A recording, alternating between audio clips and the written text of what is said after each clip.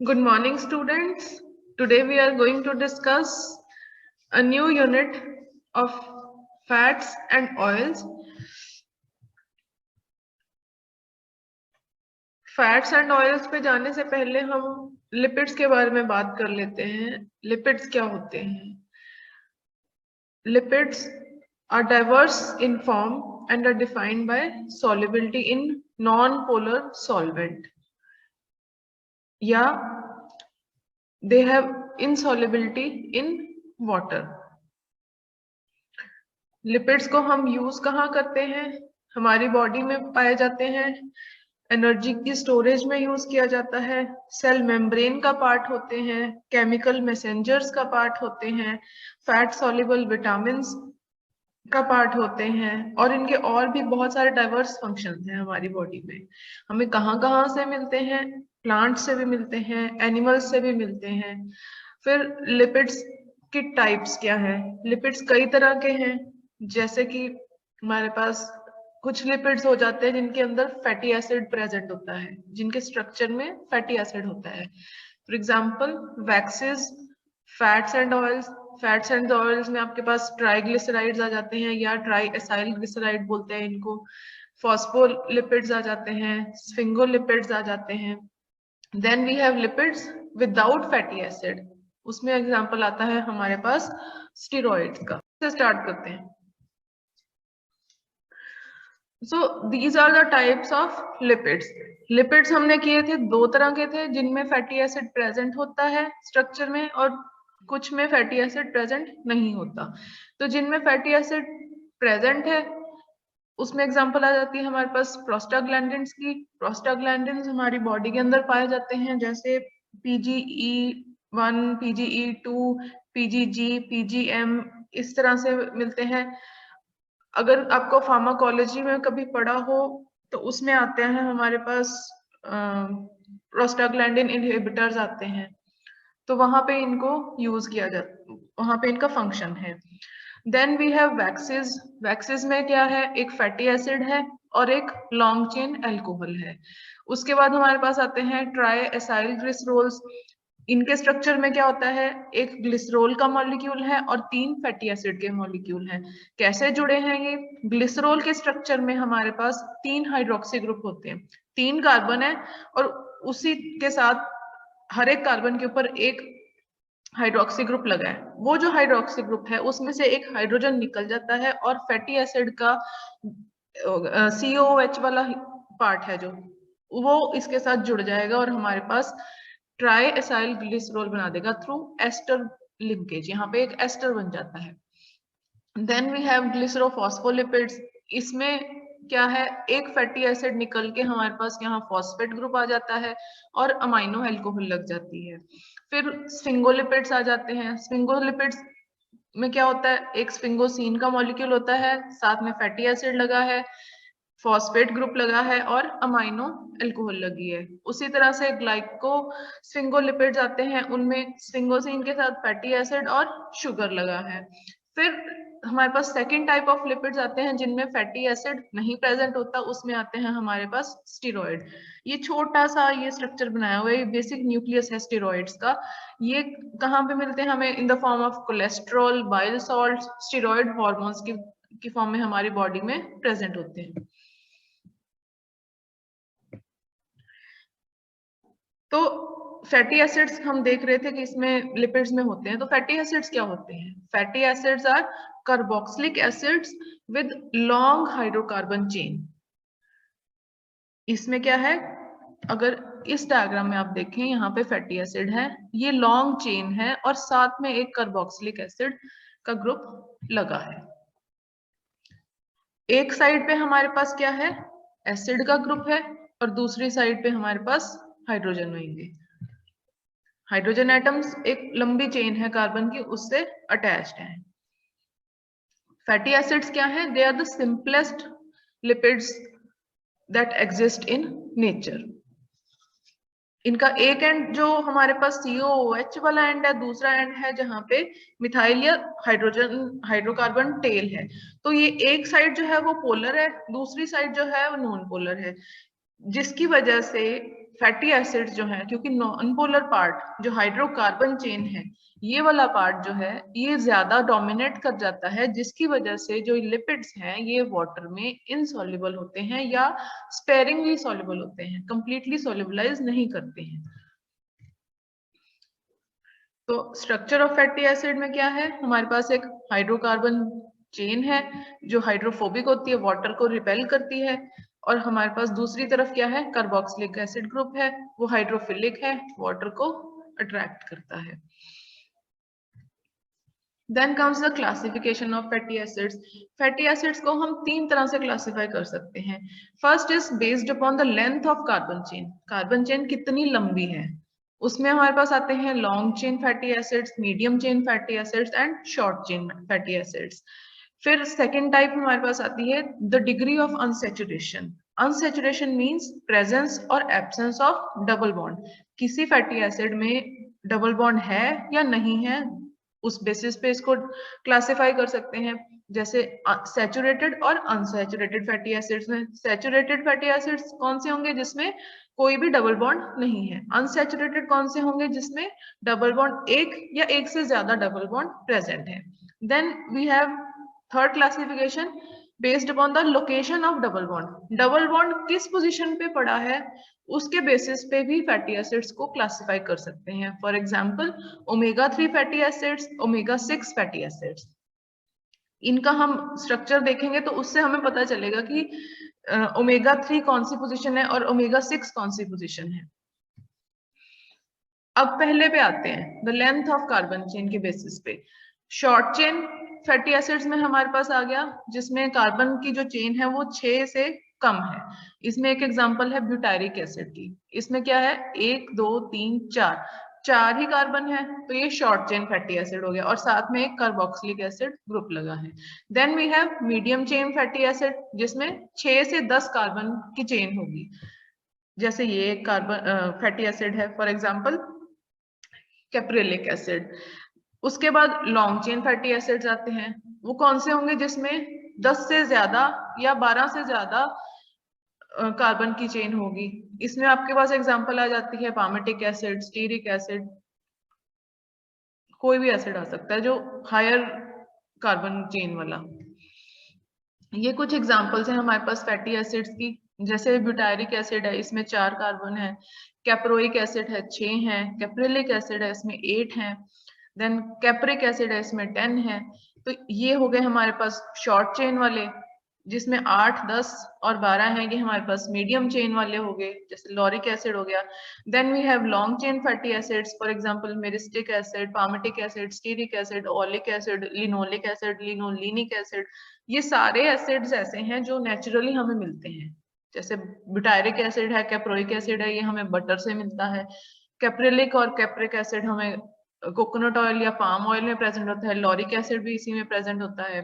Then meristic acid है, nutmeg oil में है. पामेटिक और स्टीरिक एसिड है, ये वेजिटेबल ऑयल में प्रेजेंट होता है. ऑलिव ऑयल सबने आजकल यूज किया होगा, ऑलिव ऑयल में ओलिक एसिड होता है. इसी तरह से ये एग्जांपल्स गिवन है. फिर हमारे पास सेकंड क्लासिफिकेशन आती है based upon the degree of unsaturation. कितने उसमें डबल बॉन्ड हैं या नहीं है. उसमें 2 टाइप्स आएंगी, सैचुरेटेड और अनसैचुरेटेड. सैचुरेटेड में क्या आएगा हमारे पास, आगे 2 टाइप्स आएंगी, mono unsaturated and poly unsaturated. Mono unsaturated means जिसमें एक ही डबल बॉन्ड प्रेजेंट हो. पॉली अनसैचुरेटेड मींस जिसमें एक से ज्यादा डबल बॉन्ड प्रेजेंट हो, वो होंगे पॉली अनसैचुरेटेड. अब अनसैचुरेटेड फैटी एसिड्स जो हैं वो उसमें आगे, क्योंकि डबल बॉन्ड है तो ऑप्टिकल आइसोमेरिज्म अगर आपको ध्यान में हो तो उसमें सिस और ट्रांस आइसोमेरिज्म हो जाता है. तो इसमें सिस और ट्रांस कॉन्फ़िगरेशंस में ये प्रेजेंट होते हैं.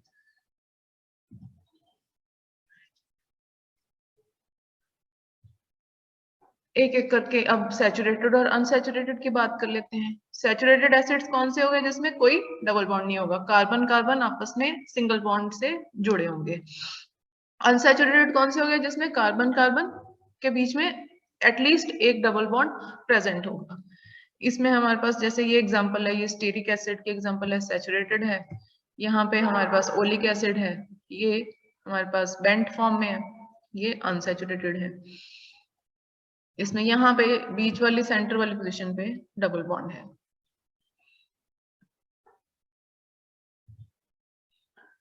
ये एक एग्जांपल है सैचुरेटेड फैटी एसिड्स की। अगर आप इसके स्ट्रक्चर में देखें, apart from this C double bond O, carbon chain में जो है कोई भी डबल बॉन्ड नहीं है, सब सिंगल बॉन्ड है। फिर ये मोनो अनसैचुरेटेड फैटी एसिड आ गया, इसमें सिर्फ इस पोजीशन पे यहाँ पे डबल बॉन्ड है, एक कार्बन के बीच में डबल बॉन्ड है। Then we have poly unsaturated fatty acids. इसमें यहाँ पे देखो आप, पूरी चेन में एक यहाँ है और दूसरा यहाँ है, एक से ज्यादा डबल बॉन्ड आ गए तो इसको बोलेंगे पॉली अनसैचुरेटेड। ये उसी तरह से फिर से एग्जांपल्स दिए हैं सैचुरेटेड की, मोनो अनसैचुरेटेड की और पॉली अनसैचुरेटेड की। पॉली में देखो 2 वाले भी हैं, 3 वाले भी हैं, 4 वाले भी हैं। अब जैसे हमारे पास पॉलीअनसैचुरेटेड एसिड है, वो कॉर्न ऑयल में प्रेजेंट होता है, ये लिक्विड होता है eight room temperature. Olive oil की हमने अभी बात कर ली, ये मोनोअनसैचुरेटेड फैटी एसिड है, इसमें ओलिक एसिड होता है। देन सैचुरेटेड फैटी एसिड्स की अगर बात करें तो ये जो हम ऑयल, घी और बटर यूज करते हैं वो सैचुरेटेड फैट्स में आते हैं। ये यूजुअली सॉलिड होते हैं रूम टेम्परेचर पे या सेमी सॉलिड फॉर्म में होते हैं। फिर ये कुछ हमारे पास सैचुरेटेड फैटी एसिड आ गए, जैसे स्टीरिक एसिड आ गया, इसकी ये स्ट्रक्चर है, इसमें 18 कार्बन है और यहाँ पे एक कार्बोक्सिलिक एसिड ग्रुप लगा हुआ है। उसी तरह से ऑलिक एसिड है, ये अनसैचुरेटेड है तो इसमें हमारे पास यहाँ पे डबल बॉन्ड है।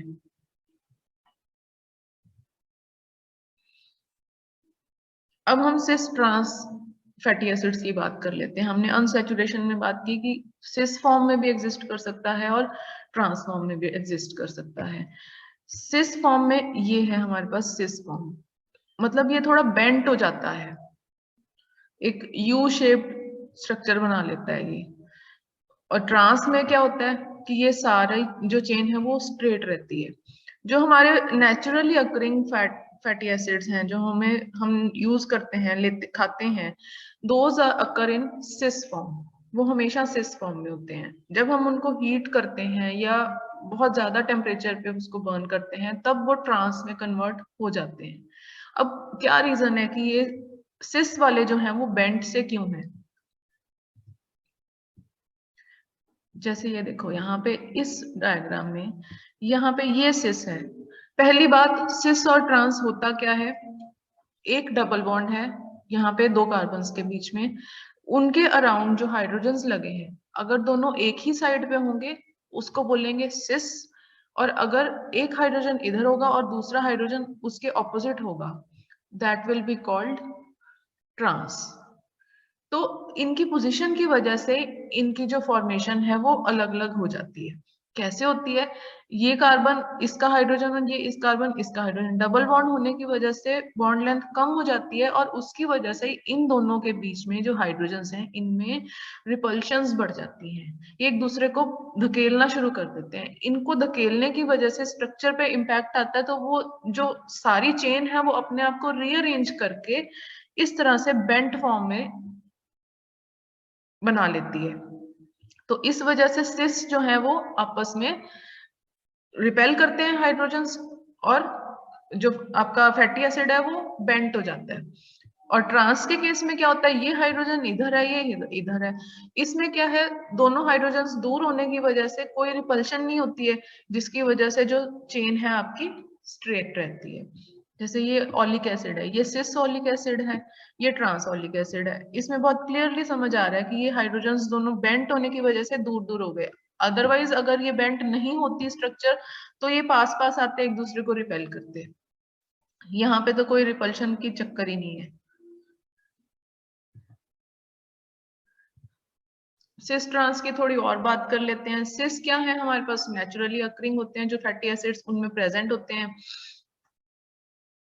और जब हम अनसैचुरेटेड वेजिटेबल ऑयल्स को हाइड्रोजनेट करते हैं, मतलब उसमें हाइड्रोजन पास करते हैं, सैचुरेटेड बनाते हैं, तो सिस फैटी एसिड्स जो हैं वो कई बार आइसोमराइज कर जाते हैं इनटू ट्रांस फॉर्म।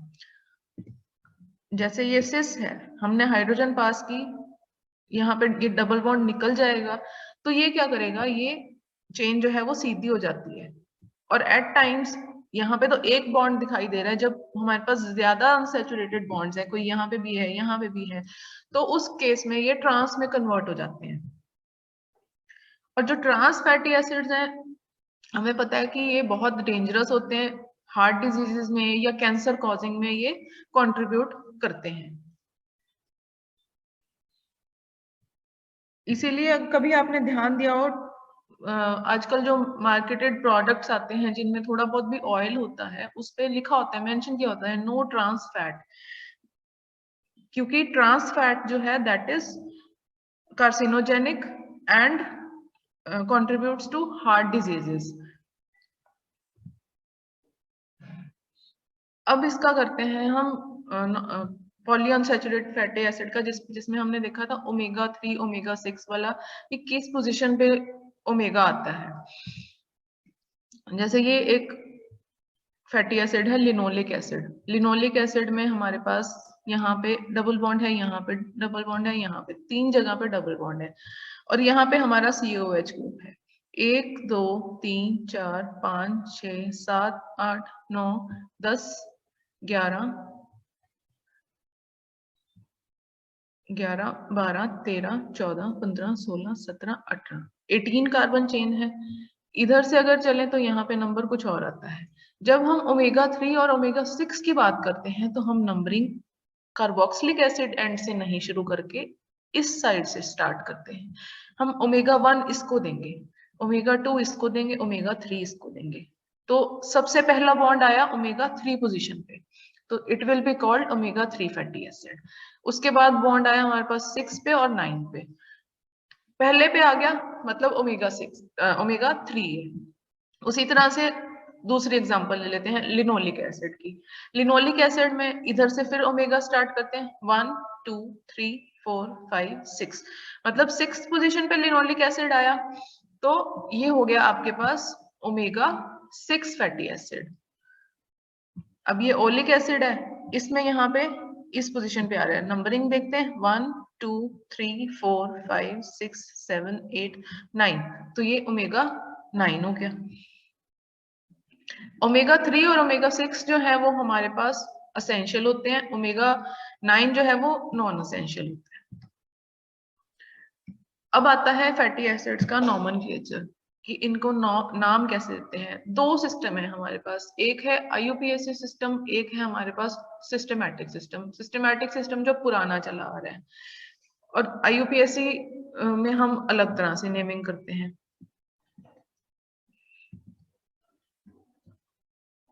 जैसे सिस्टमैटिक सिस्टम के हिसाब से चलने, अगर सैचुरेटेड एसिड है तो उसके पीछे ओइक एसिड लगा देते हैं। अब कार्बन 18 है तो इसको बोलेंगे octa, octa for 8, decane for 10, octadecanoic acid. अगर अनसैचुरेटेड की बात करें, जिसमें एक डबल बॉन्ड है, मान लो उसमें भी कार्बन 18 वाला आ रहा है, तो ऑक्टा डेकीनोइक एसिड, इनोइक साथ में लग जाएगा। उसी तरह से अगर 2 डबल बॉन्ड आ गए तो डाई इनोइक एसिड बन जाएगा, 3 डबल बॉन्ड आ गए तो ट्राई इनोइक एसिड बन जाएगा। अब इसमें हमारे पास आते हैं, जैसे सैचुरेटेड एसिड में पामिटिक एसिड आ गया, तो कॉमनली इसको पामिटिक एसिड बोलते हैं, लेकिन सिस्टमैटिक सिस्टम में इसको एन हेक्सेन डेकेनोइक एसिड बोलते हैं। ये स्ट्रेट चेन है, कोई डबल बॉन्ड नहीं है, 16 कार्बन है, तो उसको बोलेंगे एन हेक्सेनोइक। नॉर्मल चेन है इसकी, एन हेक्सेनोइक हेक्सा डेकेनोइक एसिड। उसी तरह से स्टीरिक एसिड को बोलेंगे एन ऑक्टा डेकेनोइक एसिड। फिर अब यहाँ पे इंटरेस्टिंग है, जैसे पामिटोलिक एसिड है, इसमें C16 रेशो 1 ब्रैकेट में 9, ये क्या बताता है हमें कि इसके 9th पोजीशन पे डबल बॉन्ड है।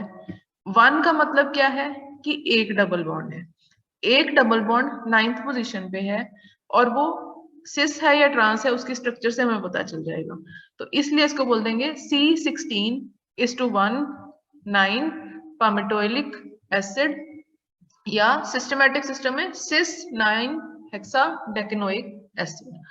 उसी तरह से हमारे पास लिनोलिक एसिड आ जाता है। इसमें हमारे पास 18 कार्बन की चेन है, 2 डबल बॉन्ड है। किस पोजीशन पे है? 9 और 12 पे। अब 9 और 12 पे क्या है? एक सिस है, एक ट्रांस है। तो 9 सिस 9 ट्रांस 12 ऑक्टा डेकेन डाइओनिक एसिड। इसी तरह से आप लिनोलिक एसिड का कर सकते हो।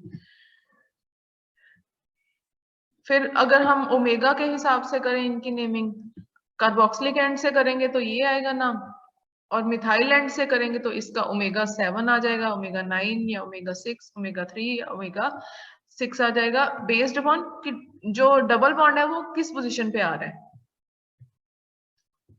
जैसे यहाँ पे एक एग्जांपल देख लेते हैं।